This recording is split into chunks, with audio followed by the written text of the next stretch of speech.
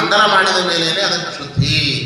ಅದಕ್ಕಾಗಿ ಊಟ ಕೊಡಬೇಕಾದ ಸಂದರ್ಭದೊಳಗೆ ಕೆಳಗೇನು ಮಾಡ್ತೀವಿ, ಮಂಡಲವನ್ನು ಮಾಡ್ತೀವಿ. ಮಂಡಲವನ್ನು ಮಾಡ್ಕೊಂಡು ಯಾಕೆ ಶುದ್ಧಿಗಾಗಿ ಮಂಡಲವನ್ನು ಮಾಡ್ಕೊಳ್ತೀವಿ. ಅದು ಮತ್ತೆ ಶುದ್ಧಿ ಆಗಬೇಕು ಅಂದ್ರೆ ಮತ್ತೆ ಮಂಡಲವನ್ನು ಮಾಡಿದಾಗಲೇ ಅದು ಶುದ್ಧಿ ಆಗ್ತದೆ.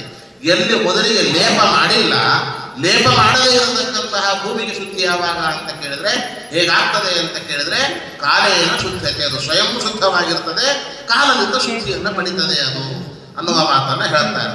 ಹಾಗೆ ಸ್ನಾನ ಶೌಚಾಭ್ಯಾಂ, ಸ್ನಾನ ಮತ್ತು ಶೌಚ ಇವುಗಳಿಂದ ದೇಹಕ್ಕೆ ಶುದ್ಧಿ ಇದೆ ಅಂತ ತಿಳಿಸಿಕೊಡುತ್ತಾರೆ. ಆಮೇಲೆ ಸಂಸ್ಕಾರೇ ತಪಸೇಚ್ಛೆಯ, ಗರ್ಭಕ್ಕೆ ಶುದ್ಧಿ ಯಾವುದರಿಂದ ಅಂತ ಕೇಳಿದ್ರೆ ಸಂಸ್ಕಾರದಿಂದ ಗರ್ಭ ಶುದ್ಧವಾಗ್ತದೆ ಅಂತನ್ನೋದನ್ನ ಹೇಳಿ, ತಪಸ ಒಳ್ಳೆ ತಪಸ್ಸುಗಳು, ಏಕಾದಶಿ, ಚಾತುರ್ಮಾಸ್ಯ ವ್ರತ, ವಿಷ್ಣು ಪಂಚಕ ಇವೇ ಮೊದಲಾಗಿರತಕ್ಕಂತಹ ವ್ರತಗಳನ್ನು ನಾವು ಮಾಡಿಕೊಂಡು ಶುದ್ಧಿಯನ್ನು ಪಡೆಯಬೇಕು. ಯಾವುದರ ಶುದ್ಧಿ ಆಗ್ತದೆ? ಅದರಿಂದ ಇಂದ್ರಿಯಗಳ ಶುದ್ಧಿ ಆಗ್ತದೆ ಅಂತ ಹೇಳ್ತಾರೆ. ಇಜ್ಜಯ, ಪೂಜೆಯನ್ನು ಮಾಡಬೇಕು. ಪೂಜೆಯನ್ನು ಮಾಡೋದ್ರಿಂದ ಯಾವುದರ ಶುದ್ಧಿ ಆಗ್ತದೆ ಅಂತಂದ್ರೆ ನಮ್ಮ ಶುದ್ಧಿ ಹಾಗೆ ಆಗ್ತದೆ ಇಲ್ಲ ಅಂತಲ್ಲ, ಆದರೆ ನಾವು ಪ್ರತಿನಿತ್ಯ ಪೂಜೆಯನ್ನು ಮಾಡುವುದರಿಂದ ಪ್ರತಿಮಾಗಳು ಶುದ್ಧವಾಗಿರ್ತವೆ ಅಂತೆ. ಆ ಪ್ರತಿಮೆಗಳ ಶುದ್ಧಿ ಅಂತನ್ನೋದು ಯಾಕೆ ಅಂತಂದ್ರೆ ವರ್ಷಕ್ಕೆ ಕನಿಷ್ಠ ಪಕ್ಷ ಪ್ರತಿಮಾಗಳ ಪೂಜೆಯನ್ನು ಮಾಡ್ತಾ ಇರಬೇಕಾದ ಸಂದರ್ಭದಲ್ಲಿ ಕನಿಷ್ಠ ಪಕ್ಷ ವರ್ಷದಲ್ಲಿ 5 ಬಾರಿ ಆದರೂ ಪಂಚಾಮೃತ ಅದಕ್ಕಾಗಬೇಕು ಅಂತ ಹೇಳ್ತಾರೆ.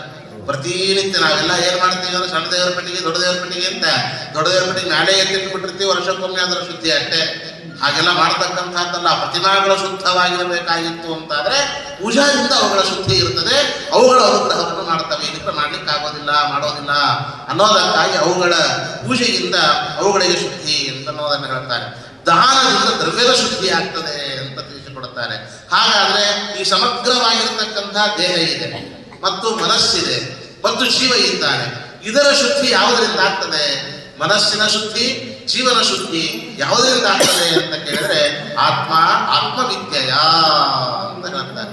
ಭಗವಂತನ ಜ್ಞಾನವನ್ನ ಮಾಡಿಕೊಳ್ಳುವುದರಿಂದ ಮಾತ್ರ ಮನಸ್ಸಿನ ಶುದ್ಧಿ ಹಾಗೂ ಜೀವನಿಗೆ ಶುದ್ಧಿ ಅಂತನ್ನುವ ಕಾರಣಕ್ಕಾಗಿ ನಾನು ಶುದ್ಧನಾಗಿರಬೇಕು ಅಂತಾದ್ರೆ, ನನ್ನ ಮನಸ್ಸು ಶುದ್ಧವಾಗಬೇಕಾಗಿತ್ತು ಅಂತಾದ್ರೆ ನಾವೇನು ಸಂಪಾದನೆ ಮಾಡಬೇಕು ಅಂತ ಕೇಳಿದ್ರೆ ನಂದ ಹೇಳ್ತಾ ಇದ್ದಾನೆ, ಆತ್ಮವಿದ್ಯೆಯ, ಭಗವಂತನ ಜ್ಞಾನದಿಂದ ಮನಸ್ಸು ಹಾಗೂ ಜೀವಾತ್ಮನಿಗೆ ಶುದ್ಧಿ ಅಂತನ್ನುವುದು ಸಿಗುತ್ತದೆ. ಎಲ್ಲ ದಾನಗಳು ಸಹಿತ ಮನಸ್ಸಿನ ಶುದ್ಧಿಗೆ, ಜೀವಾತ್ಮನ ಶುದ್ಧಿಗೆ ಸಾಧನವಾಗಿ ಬ್ರಹ್ಮಜ್ಞಾನಕ್ಕೆ ಸಾಧನವಾಗಲಿ ಅಂತನ್ನುವ ಉದ್ದೇಶದಿಂದ ದಾನಾದಿಗಳನ್ನು ಅವನು ಮಾಡ್ತಾ ಇದ್ದಾನೆ. ದಾನಾದಿಗಳನ್ನು ಮಾಡಿದ ಮೇಲೆ